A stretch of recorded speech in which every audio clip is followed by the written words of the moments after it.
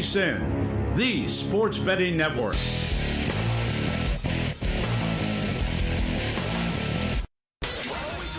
Follow the money. That's what I always say. You always follow the money. Yeah. This is Follow the Money with Mitch Moss and Paulie Howard on VSiN. Here we go. Welcome in. It is Follow the Money here on VSiN, the sports betting network. And welcome into Sharp Week as it continues here on a Tuesday. Mitch Moss, Paulie Howard with you. And we are live in downtown Las Vegas from the biggest sports book in the world, the Circa Resort and Casino. On the program coming up today, VSiN contributor and host Will Hill. His best bets for the first round and a Final Four bet as well. That's bottom of the hour. Jeff Seeley on the PGA Tour stop this week. JT the Brick a little bit later on March Madness Calcuttas. That'll be a fun discussion. And Derek Stevens in studio, owner of this bad boy, this great property here in Vegas, coming up a little bit later on in the program. We have so much to get into today. Conference and tournament props, more games that we like, highest, lowest scoring teams / games in the first round alone, which will blow your mind, coming up in about 90 minutes. And, Paulie, we do have the play-in games tonight. And I'm looking at the screen right now. North Carolina favored over San Diego State by 4.5 pretty much everywhere. Total is 142.5. If this touches 5, are they begging you to take the Aztecs? They are, yes. Okay, that's the way I feel about it, too. But it couldn't beat a good team. I mean, again, I get nauseous and every time I look at the Quad 1 record, but to think, and I'm never going to get over this, to think this is a team that made the tournament and went 1-12 against Quad 1s. I mean, it's just, the West Virginia governor's right. The fix is in. It screams corruption. But absolutely, every good team they played, they lost, with the exception of UCLA in December, and UCLA gave them the game. And all their issues are well documented, and not to mention what transpired Friday. I mean, you're playing Duke without Flag. You know you need to have the game, and you're down 25 in the second half. Can I take it back to a couple of years ago when they were, I think, kind of fortunate to get in? They were like an 8 seed, but they had the defending champion Baylor Bears they had them down by 25 in the second half. Yes. And they eventually went to the title game, and they were up on Kansas by 15 at half. Could have won the whole thing. Mm-hmm. So maybe Hubert Davis, he's got an exceptional record during the month of March. And they were the 1 seed last year, and they lost a squeaker to Alabama to go to the Final Four. Yeah, I thought you were going to go the Syracuse route.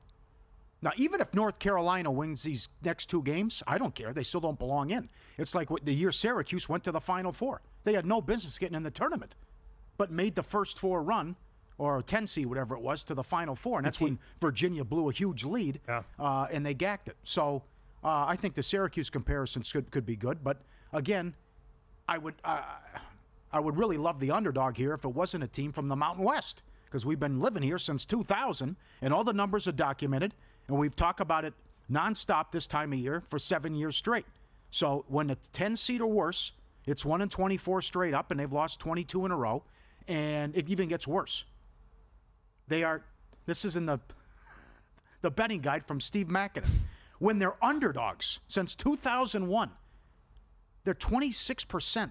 That's against the spread. Yeah, and they're 11-44 straight up as an underdog. It's impossible. These numbers are impossible. The ATS thing it's 14, 38, and 3. To your point, 26+%. Yep. How? Yes. And the great part about this is the prop is 2.5. All 4 teams are seeded 10 or worse, and they've lost 22 in a row when seeded 10 or worse. Yep. Overall, again, in the guide, Steve Mackinnon, it came out earlier today. The Mountain West overall in the tournament, 30-63 straight up, 29-61-3 ATS since 2001. That is overall. Last year, 3-7 ATS. Is that right? Did they play in 10 games last year? All right. Could be, yeah. So as seeds of 8 or worse in the tournament, I know you have that about double-digit seeds, but 8 or worse, Mountain West teams, 5-37 straight up, 7-33-2 ATS since 2003. That angle is 17.5%. Yep. And then you do have this. So as nasty as that sounds for the Mountain West, to go back to Carolina for 1 second, the last 3 tournaments, the ACC has been absolutely brilliant. They're 69% ATS. And when ACC teams are lined between pick'em or a small underdog, so that doesn't qualify tonight, but they're 19-5 ATS going back. That's 79+%. Mm-hmm. So overall, that number is 33-15 in the tournament. Crazy good for the ACC. And they've had some super deep runs from teams that you don't expect. Look at NC State. Duke last year, and NC State played to go to the Final Four. That's right. I would look at this in play as well. Now, number one, as Mr. Kramer pointed out, first half in our guide, first half unders, blindly betting first half unders since 2011 are 57%. It was either 2 years ago or 3 years ago. We started the tournament. I think it was 18-2 or something. It was ridiculous. Every game was going under in the first half. As I've said time and time again, but it's worth repeating. I don't care. You go back to the team that made the Sweet 16 with Kawhi Leonard. The 5-minute drought is going to occur for San Diego State. Can you get in front of it? Can you see it coming? And it's great from an in-play standpoint with this team, and it happened in the Mountain West Tournament, and it happened when they played UNLV, and it seemingly happens in every big game. Now, Dutcher has said that we play our best ball in March. But you're 111 in offensive efficiency. They're 245 in tempo. And rest assured, that drought will happen. Well, you'll look up and they haven't made a shot for 4 or 5 minutes. It could be an ugly game. It could be a low-scoring game. That's what I anticipate. And it's also fascinating that it's a clash of styles. They're 245 in tempo, and North Carolina is 34. I would imagine that San Diego State's going to dictate tempo here as well. But San Diego State may have peaked early. A big reason why they got in November, they beat Houston. Mm-hmm. But swept by Utah State, lost twice to UNLV, who just fired their coach, lost to Colorado State, lost to Boise, lost to Gonzaga, 14-6 in the Mountain West. Not that good. So I can't lay the 5 to 4.5 because it's a bad North Carolina team, but I can't do anything with the Mountain West. So I think in-play standpoint, see what happens, what transpires. Maybe someone loses their minds like Virginia last year, and I would anticipate it to be an ugly game. Based on what you said, and when you look at the numbers overall and compare them on both sides here between the Aztecs and the Tar Heels, they play in totally different styles, right? North Carolina, very good offensively, and they like to push the pace per your numbers there. They're not very good defensively. It's the exact opposite for San Diego State. So much more methodical, much slower. Good defense. Absolutely. Yep. And they're one of the best defensive teams in the country. So it is a pretty interesting, like styles make fights, right? Mm-hmm. So how does this one go overall? Right. And that's why I think it might be a better game overall for in-play as well. Yeah. But it's also could be correlated with Aztecs in the under. Because when you're top 15 defense, and if you're going to frustrate Carolina and all the issues they had against Duke, I guess you could say, what if I get their A game, which I guess their A game is the first 30 minutes against Duke at home when they led by 10 and then still couldn't cover had the lead by 1 with 10 minutes left, but had a big lead in that game. Boy, and by the way, don't you throw that San Diego State-Houston game absolutely in the trash? Great point. You have to evaluate the entire body of work for putting the teams in properly. I understand that. But the biggest thing to me right now is how you played in the last 2 months. Who cares what happened in November, right? That's like before Thanksgiving, absolutely. Whatever it was. Absolutely. Come on. I know, yes, absolutely. I would say, okay, big deal. Flukes can happen. That kind of stuff can happen. It's how you're playing right now, and both teams are struggling. Because who did North Carolina beat? They only have one good win, and the Aztecs still losing twice to UNLV and getting swept by Utah State does not look good right now. How about the other game? I'm going to throw Do You Concur at you right now. 16 seed should not be in a play-in game. Do you concur? Yes, I do. What are we doing here? Yeah, and I've bitched about this every single year. This is not right. They have earned their way into the tournament by winning. You know, they follow the rules, man. The conferences put them right there. You win the conference tournament, you're in. Don't make the little guys like this play the play-in game. Give them the automatic spot against the 1 seed, and you need to make every team that was like, well, if you want to have the games on Tuesday and Wednesday, which they've done now forever, okay, then make it the last 8 teams to get in, right? You're the true bubble teams. Right. You need to play each other because you were lucky to get in, and you got the at-large bid. So based on that, I don't care what conference you're from, you were lucky to get in, you need to play. Not the 16 seeds, man. This is like a dream come true. Let them play against a juggernaut. It's their 40 minutes of, fame, I guess, if you will. Is the comeback, they would get 2 opportunities then? Everyone's watching them tonight then?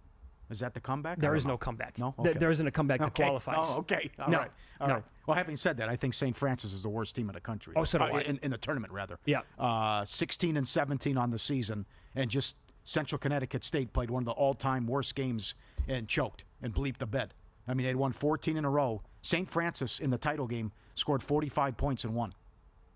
They're 290 in defense? They're 290 in offensive efficiency. They came into the conference tournament 13-17. Oh, Yep. It's bad. Alabama It's State, bad. their defense, 4th in adjusted defensive efficiency in the SWAC. They have one of the top turnover percentages in the entire country.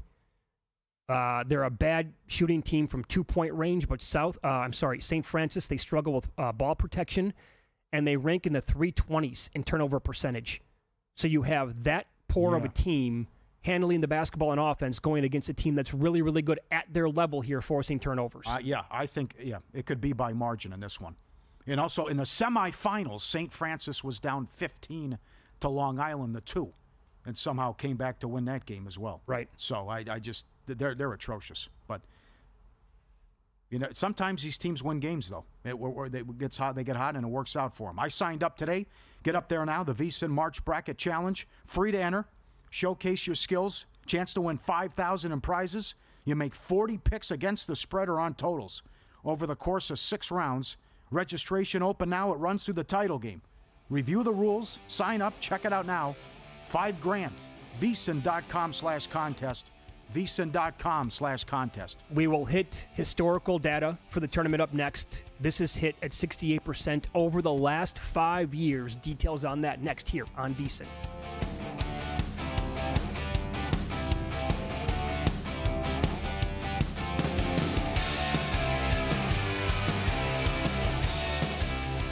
The betting waters are stirring, and we're ready to strike on VSiN's Sharp Week.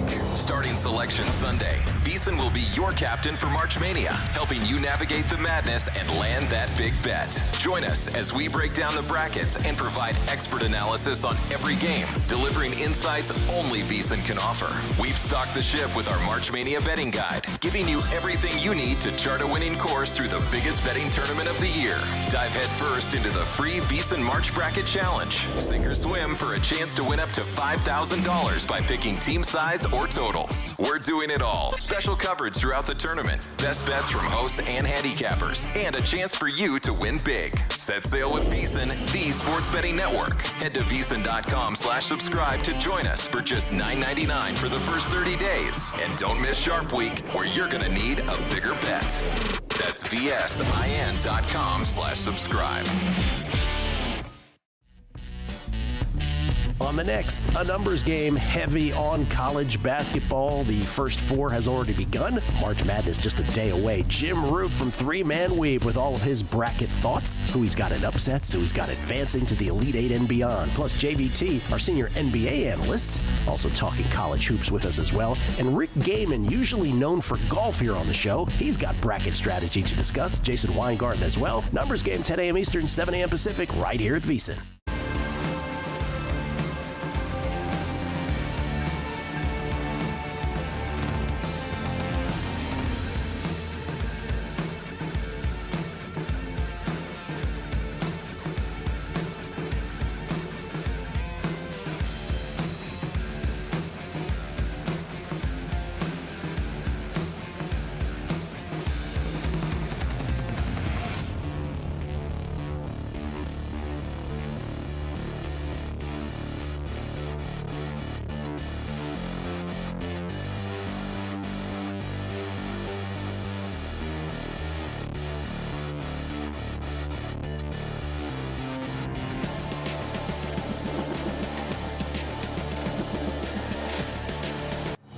This is Sharp Week on VSiN, the sports betting network.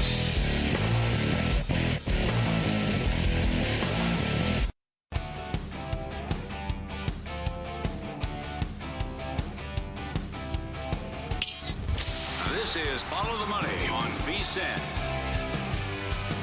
Coming up in 15 minutes, VSiN contributor and host Will Hill joins the program. We'll get his best bets for the opening round. And you talked about this in the first segment, but just to expand on it again for a moment here.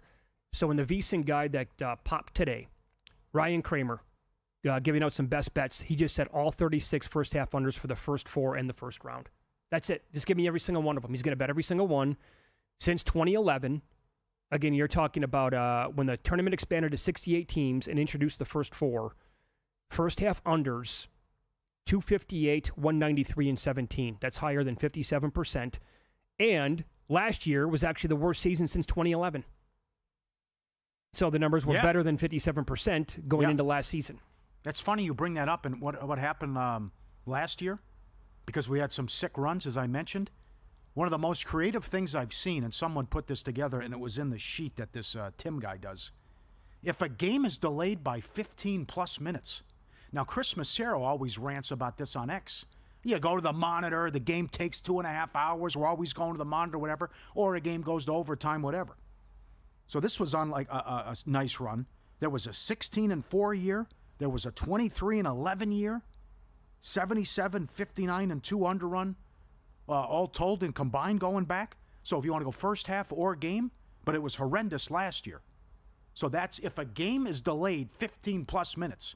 You want to go first half or game under. I think maybe first half under is the way to go. But until last year, that was on a ridiculous run as well. And now what do you think about this? Yesterday on the program, I talked about how strong these 1 seeds are. If you go back at like the last 25 years and compare them using the Ken Palm numbers with net ratings, the top 4 teams, and I'll even throw Tennessee in there as well. So all number 1 seeds in Tennessee, they have numbers that are ultra impressive going back. So I found the number from last year on this prop. Will all 4 1 seeds make the Sweet 16? That opened up at least one book, plus 160. They got the job done last year. They all made the Sweet 16. This year, the first number that I saw on that prop, all 1 seeds to make the Sweet 16, plus 110. So 50 cents cheaper than last year on the yes, but I think that's baked in because of how good they are overall. So that's good. How about some trends here again in the VSiN guide today? By seed. Over the last 25 years, Steve Makinen points out a clear benchmark for when heavily favored 1 seeds struggled to win ATS. 1 seeds favored by 12 or more are 24-1 straight up, but 10-15 ATS only 40%. Number 1 seeds are currently on a 5-12 ATS skid versus number 8 seeds in the second round, but are 11-8 versus 9 seeds in that same 10-year window. You talked about this yesterday. 14 seeds don't really win games. They're on a bad run, yes. But number 3 seeds overall have not been great when it comes to betting on them in terms of, with the point spread. In higher scoring games, however, when the totals are higher than 144, that's when they're really, really good. 14-3 straight up and 12-5 ATS. That goes back to 2005. So take that for what it's worth. Also, here's another angle to consider. Power conference schools that lost straight up and ATS in their conference title game are 64-18 straight up and 46-34 and 2 ATS, rounds up to 58% in the first round over the last 16 years. And we have plenty of examples of that going on in the first round. You have Tennessee against Wofford. You said before the show. Oh, the more I dug into this game, Tennessee's going to kill them. Wofford's terrible.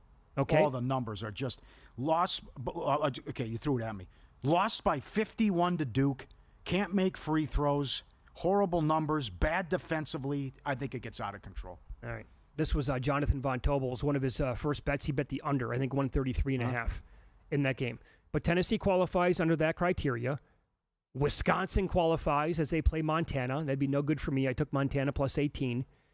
Arizona would qualify against Akron. And then you have 2 teams playing each other, Creighton and Louisville. Again, it goes back power conference teams to lose straight up and ATS in the championship game of their conference tournament. They've been great in the opening round. How do you determine luck? Because you see that Montana, according to Ken Palm, is the luckiest team in the country. What's that metric? Maybe wins in close games. Is that what it is? Well, then, okay. If so, I mean, Michigan would be by far the luckiest team in the world. Well, Michigan did. It hadn't happened since '81. They showed that on the broadcast in the semifinal game. So, But that was one thing with Montana and the issues that they have defensively. And the more I look at it, Wisconsin team total over in that game. Yeah. And we can win both, though. Yeah, we can hang. Only lose by 14, 15, and Wisconsin gets what they want because Montana can score. By the way, that second-round game, if Wisconsin beats Montana, they're the three. In that region, it'd be BYU and VCU. First of all, again, that's an epic first-round game on paper. Yes. BYU and VCU. But if BYU beats VCU, what's the total between BYU and Wisconsin? Yeah, that's a good call. Right? I mean, because both teams get up and down. They're super high scoring. They love shooting the three. And that game, I think, would have to open in the 160s, clearly. Yeah, I'm with Nick Bogdanovich on. That's too bad they're playing each other. I love this VCU team. They've won 18-20, and we know what BYU's done, and I thought they were capable of a deep run. It's too bad they're playing each other. I think maybe BYU gets a shot in the arm, though, from what happened last year. Same situation. Weren't they a 6 against Duquesne in 11? Duquesne was the bid thief, and then BYU was laying like 9.5. Lost the game outright. That's right. It's ridiculous. Yep. Since 2016, first-round double-digit favorites have been very successful. 94-9 straight up and 55% ATS. So as Steve Makinen wrote in the guide today, it goes entirely against the Cinderella narrative that the media and fans seem to crave. On total, here's what I was talking about before the break. On totals in the first round, going back the last 5 tournaments, games with totals of 149 or higher, blindly, are 21-10 to the over 68%. I may have said 65% before the break. My apologies. It's 68%. So 149 with the totals there have been awesome going over. You're matching up two teams that, in theory, are like the Arizona-Akron game. The total's 166.5, but, I mean, are you going to be surprised if that's going to be 103 to 92? Maybe. I wouldn't be. No way. A lot of great stuff we're throwing at you the next 3 days. A lot of creative stuff out there, a lot of good stuff. I think I speak for a lot of people that when you have a bet or you're watching a game when the first 4 days, the thing that's going to drive you nuts is missed free throws. You're going to go crazy. I mean, it's a freebie. Make your free throws, okay? It's not hard. Someone did this. Who's the best top 10 teams in the country free throws last 5 minutes? UConn number 1. Gonzaga number 2. Duke, Oregon, Auburn, Clemson, Michigan State, Louisville, Vandy, Ole Miss. Do you make your free throws when it counts? I thought that was good. That's really good. I thought that was a well done. Did they come up with the worst teams? I didn't see that, but I'm sure that's out there as well. And as bad, there's plenty of great numbers out there on the worst free throw shooting teams, like a New Mexico. File that in. New Mexico's horrendous from the free throw line. Wofford's horrendous from the free throw line. So, if you're a dog and then I'm expect you to cover and you can't make the freebies, that makes it doubly difficult. Yep. Have you changed your mind on any matchup? I'm stronger on Michigan based on San Diego's going to have a ton of issues with their lack of size. The biggest guy's 6'8", so Michigan could eat them alive down low. And maybe a little bit concerned about the Montana pick. But other than that, that's I'll do more digging. But that's maybe Wisconsin gets whatever they want, and the Big Sky's track record comes into play. And they haven't won a game since 2005, and they've been atrocious. When they're a dog of 20 points or fewer, they're atrocious as well. Horrible numbers as well. All right, very so good. That concerns me. Yep. If you're ready to take your sports betting to the next level, check out our buddy Sharp Plays. He's been with us since day one. SharpPlays.com, your secret weapon. Since 2011, they've been building trusted relationships with major books and sports insiders worldwide. Daily updates on what the top sports bettors and groups are betting on. You're always ahead of the game, and they've launched a cutting-edge AI betting analyst that provides even more selections and reports, giving the edge you need to win. And you can check it out for free with the free content. Get real-time betting action reports, alerts, and emails from the pros. Explore all their records, detailed online logs on the website, sharpplays.com. You're joining a team that's never had a losing year. Start today. Get access to the best betting insights, sharpplays.com. This is only a number grab, really, like not even any handicap whatsoever. I added Duke at -110 and 115 to make the Final Four. to win their region. Other places, I think, were as high as minus 140. So I put them in pocket. Let's follow the money here on VSiN, the Sports Betting Network. VSiN contributor and host Will Hill on the program coming up next. A ton of first-round bets and a sneaky team to make the Final Four. We'll run that down coming up here on VSiN.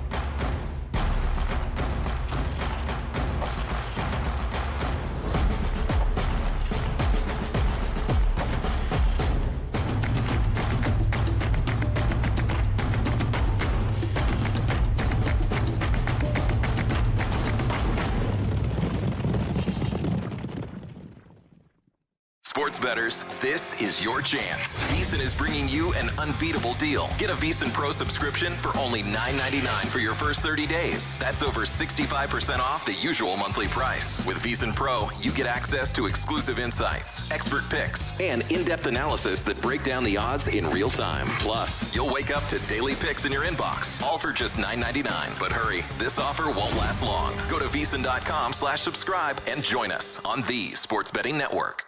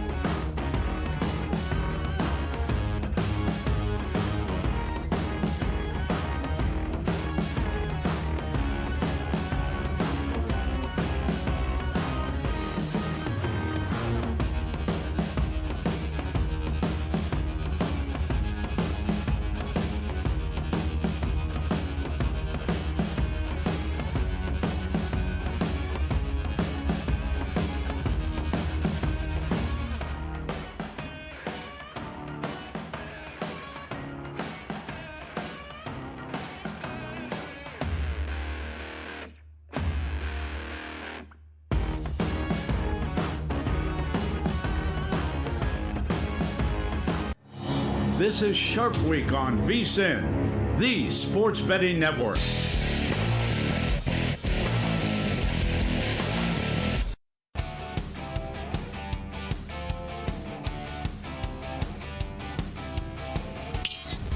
This is Follow the Money on VSiN. Welcome back. We're live in downtown Vegas, Circa Resort and Casino. The city is going to be incredible coming up for the next week. for the madness, and we get a bunch of bets here now as VSiN contributor and host, also on the Should Have Bet More podcast, along with the Bear Bets podcast. A lot of action going on there with Will Hill as he joins us on the Progressive guest line. All right, Sparky, I talked about this before the break. You're taking a huge long shot to make the Final Four. What'd you come up with? You mean Florida? Do you mean Houston? Do you mean Duke? Or do you mean UC San Diego, the Tritons of UC San Diego? Whoa. I'm going to take a shot. I don't mind the first-round matchup, and you're going to hear this a lot this week. It's too trendy. This is too many people are picking it. You know, you could twist yourself into a pretzel mentally thinking of this stuff. I think they match up well with Michigan. Michigan turns it over a lot. UC San Diego will turn you over. And you're also going to hear Michigan, can UC San Diego hang with the size of Michigan? I think it's a fair concern with the 2 7-footers, but position to position, UC San Diego, okay, they don't have the bigs. They don't have big guys, but their size, all their guys are 6'5", 6'6". Their guards are big. They just play fundamentally sound. And again, this idea that they're too trendy. I remember a couple years ago, everyone picked Furman over Virginia. You know what? It got home. It took some luck, but it got home.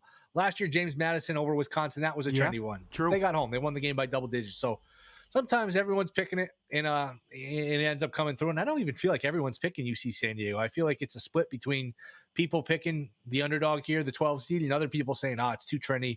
I'm going to go with the size of Michigan. Another thing to think about, too, Michigan just played 3 games in 3 days. Now they got to turn around and play on a Thursday in altitude in Denver here. I think that's a tough spot. They have that stat about, they haven't blown anybody out really since I think it was January. It was January 12th was the last time they beat anybody more than 4 points. I know that's been broken recently, but you get the idea. It's a lot of close wins. So I think UC San Diego matches up well in the first game, and I don't think A&M is a lock to beat Yale. Yale is a very solid team. So if I could ever get UC San Diego versus Yale, by the way, what a second-round game that would be. Who knows? I could find myself in the Sweet 16. I've seen some 100-1 out there on UC San Diego to make the Final Four. I think that's way too long. And I just think, you know what, if you get to the second weekend, who knows? And Auburn, by the way, you can just going to pencil them into the Sweet 16. No. Louisville in Kentucky or Creighton, that's not a layup either. It's not like they're going to be laying 15 in that game. That's no gimme either. So we'll see. We usually get with these brackets a beautiful blend of chalk like we did last year with UConn and Purdue, and then the 1 or 2, like how the hell did that happen? Nobody saw it coming, like NC State last year, like FAU a couple years ago. Hopefully, for my sake, it's UC San Diego this year. All right. Well, you nailed it a couple of years ago. You had Florida Atlantic, and that was a big ticket as well. How about Drake? 30 wins, great story, D2 coach and players, slowest team tempo-wise in the tournament. If a team's going to play that slow, don't I have to take the 6.5? Yeah, I think one game this year they lost by 7 or more. It's hard to blow them out. Now, this is a fascinating contrast in styles because Missouri's going to try to speed you up. Drake's going to try to slow you down. It's the old the old saying or the old question, what is it harder to do, speed a team up or slow them down? And we'll see more of that in the tournament. If it's ever St. Mary's versus Bama, that would be a fascinating contrast of styles in that game. I just think Drake is coached well enough where they can maybe frustrate Missouri. How's Missouri going to react if they have to guard for 25, 30 seconds every possession, and then, God forbid, Drake gets like an offensive rebound, then you got to guard for another 10 or 15 seconds. Can they fluster Missouri? Can Missouri – now there's an athletic disparity here. Missouri's got the better athletes, but can they frustrate Missouri enough where they're taking bad shots on the other end? They're getting just kind of lulled to sleep with the pace on the defensive end. And this is a one-possession game down to the wire. I kind of lean that way. And I do think if you like Drake, probably not a bad idea to parlay it to the under because I do think it's correlated. I do think if it's a Drake game, it's an under game and vice versa. If you like Missouri, you probably like the over. So it's okay. It's not a bad idea to look for what I think is a correlated parlay with Drake and the under. Is that the same thing tonight with the Aztecs and UNC? Don't you think Aztecs would win an ugly game? I think you're onto something, and I think that's how San Diego State has to play. I think that with Dutcher, they're very well coached. They know they have to play that way. Keep Carolina out of transition. I think they have the personnel to do it. I think they have the coaching to do it. And keep in mind, so I think your idea is a good one. Plus, this goes to Drake and this goes to San Diego State. If you're going to cover the 4.5 or you're going to cover the 6.5. Well, that means it's probably going to be a very close game. In a very close game, you're not going to get as much fouling, which drives up the score. So that's another reason to like the under and like them if they're correlated.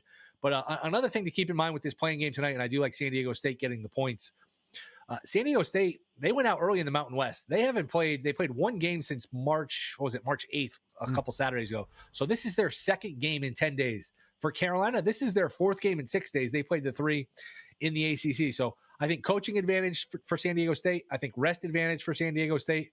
And I'll take the 4.5. It is interesting. I feel like a lot of time the teams that are controversial in terms of getting in, they turn around and they show people and they win a game or 2 games. Last year wasn't the case with Virginia, so I do worry about that aspect with Carolina. But I think this is a lot of points to lay. I think this is a down-to-the-wire game. I'll take the dog here. All right, very good. Follow the money here on VSiN, the Sports Betting Network. Our guest is VSiN contributor and host Will Hill. He's on the Progressive Guest Line. I think most people with their brackets are going to look at the 8-9 matchup between UConn and Oklahoma and say, well, it's Dan Hurley. They've won 2 straight. I'm going to clearly pick them, and they're going to go on to give Florida a game in round 2. I don't know. I don't even know if they beat Oklahoma. What do you make of this point spread with the Huskies taking on the Sooners? I think you're exactly right. I think this is one of these games where if you pick it incorrectly, you're going to feel like an idiot. Like, oh, man, how did I go against UConn in March? It's Hurley. Of course, they're going to turn it up a level. Why would I pick against them? And then vice versa. I just think there's a lot of warning signs here with UConn. There's a lot of red flags. They don't defend the rim. They foul a lot on defense. They don't force turnovers. They stink on defense. I mean, this is not last year's team. This is not 2 years ago team. This is a much different team. Donovan Clingan and Sonogo are not walking through that door. Now, maybe they have a path to offense on the other end, so maybe you look towards an over. I just think you're paying a big tax here for the UConn brand, team name, uniform, Hurley. Remember, Oklahoma was 13-0 in non-conference play, so maybe just the SEC beat them up, and we're sleeping on Oklahoma a little bit, who's had a nice finish to the season, a nice last month or so where they've had some good wins, some good road wins. I think this is a toss-up game. I wouldn't be shocked at all if Oklahoma won this game. So I will take the 4.5 here with the Sooners. I like Grand Canyon, too. And the more I read, the more I like Grand Canyon even more, and won a game in the tournament last year. Drew's a great coach. What do you think? Would you get 10.5? 10.5, opened 11.5. I would still take the 10.5. I think this is look, I'm not sure about pulling off the upset because what's the old saying? Upsets happen in the 50s and 60s. They don't happen in the 70s or 80s. Grand Canyon likes to play fast. That concerns me a little bit in terms of a straight up upset here. But they get to the line a lot. And what do we know about Maryland? They're really good, but they don't have depth. They only play the 5 guys. And if you can start to draw the fouls and get some of these guys in foul trouble or foul them out, and you got to test that depth for Maryland, I don't know how that goes here for the Terps. A Terps team I really like, but I think this is a lot of points. You mentioned Canyon won a game last year, well coached.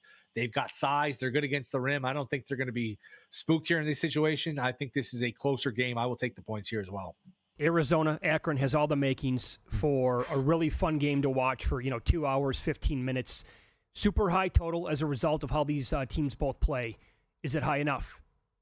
I don't think it is. I'll be curious to see where this thing closes. I think anything under 170, you go over. I wouldn't be shocked if Arizona scored 95 or 100. Yep. Akron just wants to chuck threes all day, and Arizona is more than happy to comply and just play a full court game. Again, that's not usually an upset for a recipe to try to outgun these teams with better athletes, better players. Right. So I'm not looking to lay it necessarily with Arizona, but I do think Arizona will go up and down the court. I think Akron's going to probably try to shoot, 35 threes in this game or something crazy, maybe even more, and just hope to, knock down 20 of them and hope to have a chance at the end. But I think this game goes over. I think we're looking at a great pace. Should be a lot of fun to watch. I like the over here. You got a team total you like? I'm going to make a bold prediction here. SIU Edwardsville will get shut out. They will not score against Houston. It will be 60-0. I just think this is a mismatch. I think Houston kills these bad teams. If you look at their non-conference, they maul these bad teams. Remember last year in the tournament, Longwood, they played in the first round. Longwood had 16 points in the first half. They caught up a little bit in garbage time and got, I think, in the mid-40s. So maybe you look at team total under in the first half for SIEU. Was it SIEU Edwardsville? They've got some ugly performances, too, in non-conference. I just think they'll get mauled here by Houston. So team total under, first half team total under, maybe just to avoid, the second half garbage time, the complacency that you might get in a blowout. But I think Houston absolutely buries this team. All right, buddy. That was A-plus analysis. Thank you for the time. Good luck with the bets, and enjoy the games, okay? Let's go, boys. Appreciate you having me. Thanks again. Always good to be on with you guys. Love chatting with you. There you go. That's Will Hill. Podcasts are called Shoulda Bet More, and he's also part of the Bear Bets podcast as well. Contributes here at VSiN all the time. Hosts occasionally as well. So really, really good dude. Like the breakdowns there. I think he's going to, that Arizona-Akron game jumps off the page is like super high. I don't know if it matters at this point, right? No, love it over. Absolutely. His breakdown was spot on. And it's just going to be again, we laughed at the in-play total Friday when we were on the air. It was 170. I go, Paul Stone, get on that. It was a 190 final score. Right. I mean, it's absolutely a perfect storm where it's just going to be a track meet. I'm with him. I think Arizona gets to 100.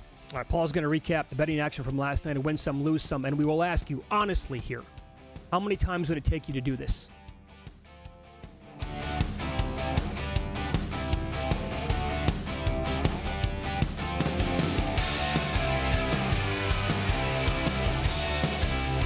Brown and Mike Somich on Ready, Set, Bet as they get you ready to make your bets for all the weekend games. We're going to be at the end of this thing with money guns, or I'm just going to be like, begging people for change out on Fremont Street.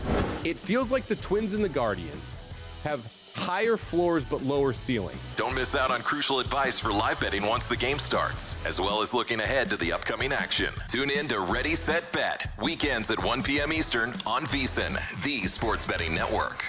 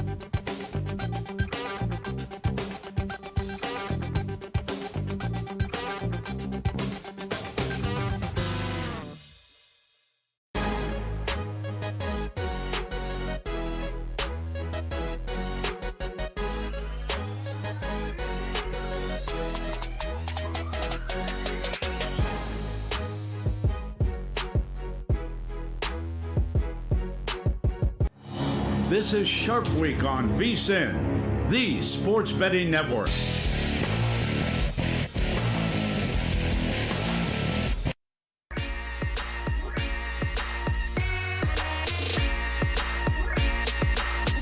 Were you a winner last night? Wow, winning. Or was it a rough one? Well, they can't all be winners, can they? Loser! You're a loser! Paulie Howard recaps the night in sports betting in Win Some, Lose Some.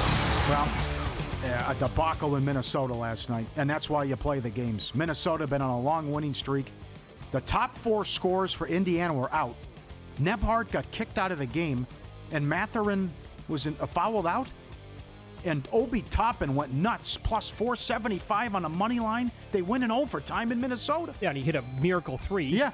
Miraculous three to actually end it. I saw some breakdown.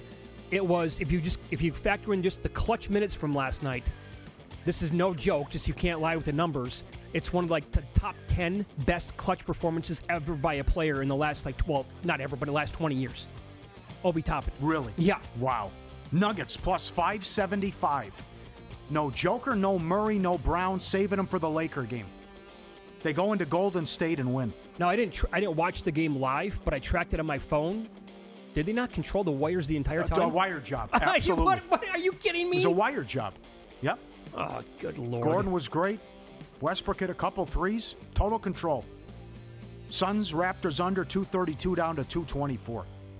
Fascinating to watch the Tankapalooza with the Raptors and the Sixers and what's going on there and the Nets. Lakers, Spurs over 222 up to 231. Gets there. Denver, Golden State under 240 to 232. Subscribe, be part of the team. VSiN.com, our radio and podcast friends. You always want to see these tweets and videos. At Paulie Does Vegas on Instagram. Send them in, we'll put you on. This is where the dog goes in for the snack and they drop it and goes in with the syrup where he keeps licking the sauce nonstop, can't get enough of it. Oh, thanks to Ann, Chris, Tammy, Scott, just a regular guy, Winky Duck, Kent, Chris Lee. You send them in all the time. Excellent. Look at this. I thought they were handing him like at first I thought it was like a sweet potato French fry. Pancake. Are you sure about that? Okay, well, I see the pancake's right there. Right, yeah. but because it looks like ketchup, actually. I could be wrong on that, but he goes in with it tastes good, right? I just think it's hilarious that he eats that and directly, I need the sauce. Come on. Yeah, okay, right. Excellent. I love it. So good. You haven't seen that one ever. You won't see one like this all the time either. Dogs drink water? The one guy comes in, the one German Shepherd normal. This guy puts his whole face in a bucket. He gets in there. What the hell is this? Right, yes. I mean, you can't drink anything there. What's he doing? He doesn't know how to drink water. He just puts his face in. It's like he's taking a bath. I don't know what it's bizarre, right? Well, is it super hot outside? Yeah, I don't know. Could be, right? It doesn't make any sense. The one guy's drinking the water. He's just putting his whole face in the bucket. I think, okay, yeah, feels good, right? Okay. Yeah, feel good. Yeah, excellent. Lose some. Grizzlies, Kings under. 245 to 236.5. And the Warriors, 4.5 up to 14. Couldn't win the game. Bad beats. Philly, plus 950. Led the Rockets by 25 in the second half. Lost in overtime. T-Wolves, Pacers under. Also bad for the books. 234.5 up to 226.5. Goes over in overtime. That's win-lose. Get ready for the madness. VSiN March Mania betting guide. Your ultimate edge for the tournament came out today. Packed with team profiles. Every team in the tournament. Key trends for each round. Strategies for building your brackets. Great job by Mackinnon with all the numbers. With all the trends in each conference. Start your subscription today, just $9.99. Instant access to the guide plus daily best bets, 24/7 video, and the betting splits through the tournament. VSiN.com/subscribe. Last night at the Rockets game, a fan came out and did the half-court shot at halftime and made $25,000 for making it. And you see this all the time. They run this stuff, college, whatever. The kid can get a year tuition. How many attempts do you think that would take? You know, you get a warm-up try. It's like you come out cold, they call you from the stands, you get one shot from half court. If you make it, you get the cash. And the guy nails it. Because here's the thing, right? You don't know your name's going to get called. Yeah, right. So nobody's going to go to an NBA game having recently practiced taking half-court shots. It's like the guy, it was a long time ago, and it's on social media. The Bulls, Jordan was still playing. He had dress shoes on, I think, or cowboy jeans boots. or something. Jeans, cowboy boots. He did it one hand. Yeah, it was. I don't think it was half court. No, I think that was quarter from the other free throw line. Yeah, that's right. And then there was a problem about paying him, and he played college ball or something. Jordan went nuts. Jordan goes, "You better pay this guy, or we're gonna have problems." He got his money, but he did it like one-handed, and everyone's looking. And then Jordan comes out. It was during a timeout during the game. They're not even paying attention to Phil Jackson, and they come up and they give him a hug and everything, high five. But that's you come out cold and think. I would need at least probably 10, 15 drives. That's tough to do. Make a half-court shot. That's not easy. I mean, so if they let us warm up a little bit, right? Just gauge it. Right. Sure, and maybe you're just taking like a couple of free throws, and then you go back to the three-point line. You're getting a sense for the arena, And then if you get like 4 or 5 shots at first then I would say we can get it. Like we're touching the rim, we're having a chance to hit it in like the next 3 to 4 shots. But going cold. Yeah, I'm going to need at least 10. You're talking to sink it. Yes.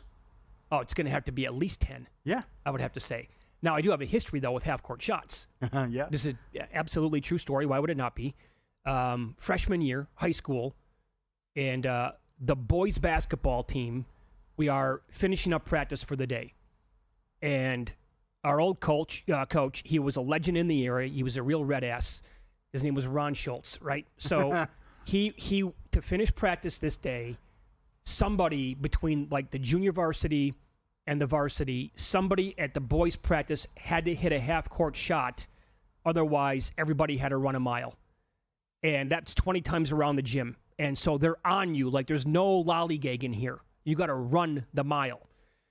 So the girls, which we had a really good girls program back then, and I'm a freshman at the time, right? So I'm like, oh, God, if I can impress these, if I get a shot here, maybe this will impress the girls a little bit if I can make one. I'm the fourth to last to go. Nobody's even coming close. They call my name. Nothing but net.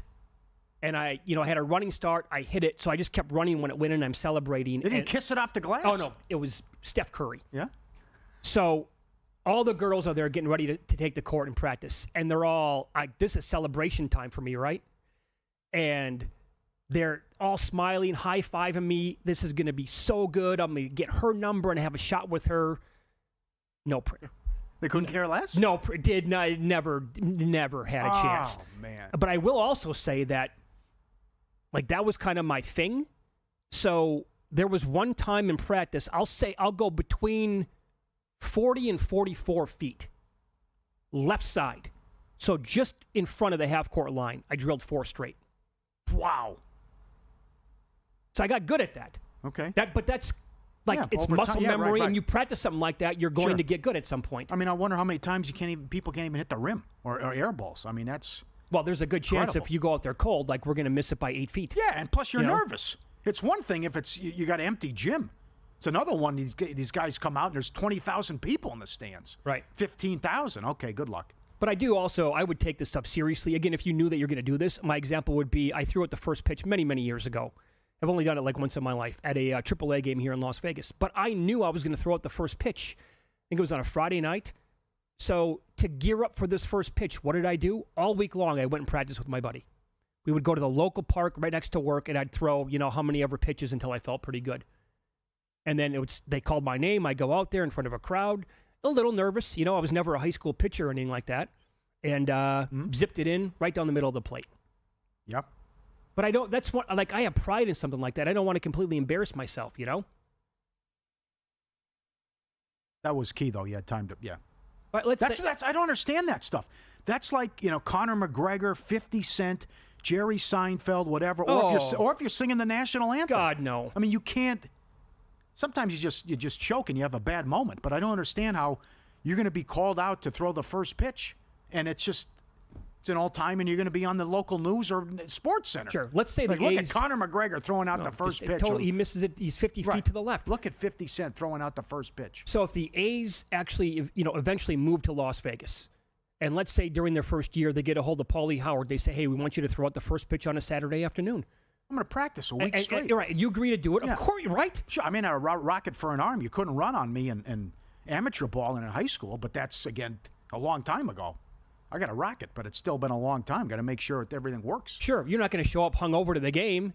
Hey, let's go willy-nilly here, and maybe I'm going to look like Mariah Carey. No. And she spikes it 4 feet in front of the mound. That's another one, right? I don't know. It's like Carl Lewis. Like Carl Lewis knew he was going to do that, I thought. Like, could Carl Lewis sing? He came out to the national anthem at the Nets game. Guys are laughing at him. I'll make up for it. Yeah, I bet you will. And the Rockets, red glad. Oh. I mean, it's like, what do you...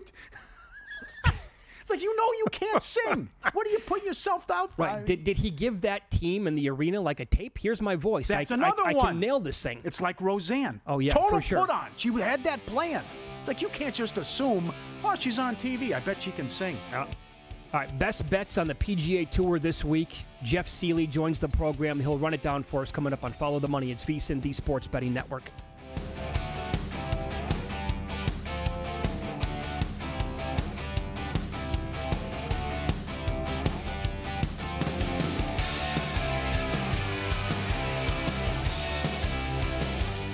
And we're out. Okay, give me 1 sec. I need to load funds into my gaming